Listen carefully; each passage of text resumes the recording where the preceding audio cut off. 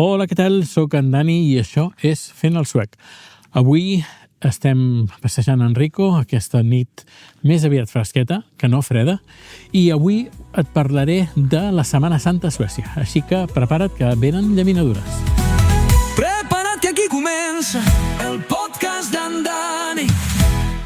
Aquí a Suècia tenim 2 dies festius, un és el divendres sant, l'altre el dilluns de Pasqua, i és una festivitat principalment per celebrar la vinguda de la primavera, en comptes de que, a diferència d'altres països, és una celebració més aviat religiosa. Aquí ho és una mica, ja que algunes esglésies ofereixen serveis especials, però bé, molts suecs aprofiten aquests dies per reunir-se amb els seus éssers estimats, amics, i gaudir de la natura que reneix després de l'hivern. Això sí, fa bon temps, i aquests dies sembla que sí. Estem tenint temperatures mínimes de 7-8 graus i màximes de 14-16 graus. Així que bé, i a més fa sol. És una delícia aquests dies que estan fent. També, una de les tradicions més curioses és la dels nens i nenes que es disfressen de bruixes de Pasqua. En suec, påskäringar, amb mocadors al cap, galtes pintades i robes antigues. Van de casa en casa oferint dibuixos i poemes a canvi de llaminadures. Aquesta tradició s'inspira en una antiga llegenda que deia que les bruixes volaven a Blåkulla per reunir-se amb el diable durant la Setmana Santa. Ja veus. Després, la taula de Pasqua sueca és un festí que s'assembla molt a altres festivitats que tenim aquí a Suècia. Un és el Midsummer, que es celebra a l'estiu, i l'altre és Nadal.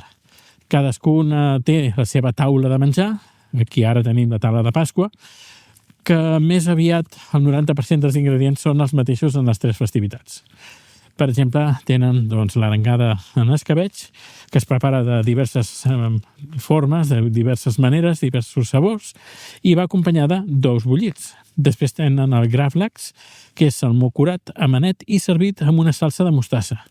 També tenim el gratinat de patates, ceba i anxoves.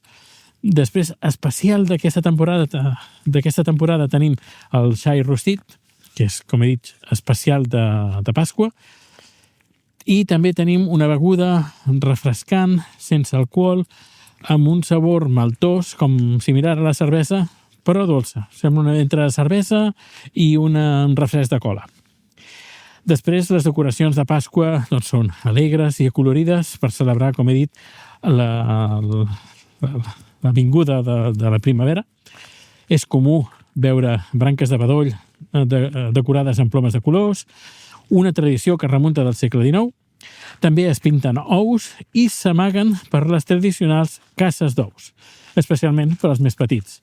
També venen uns ous de cartró buits per dins, que tu els compres i els omples de llaminadures per donar-los als nens.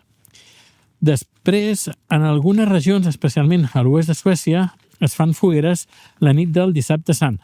Aquesta pràctica prové, de l'antiga creença que les fogueres s'espantaven a les bruixes que volaven durant la Setmana Santa.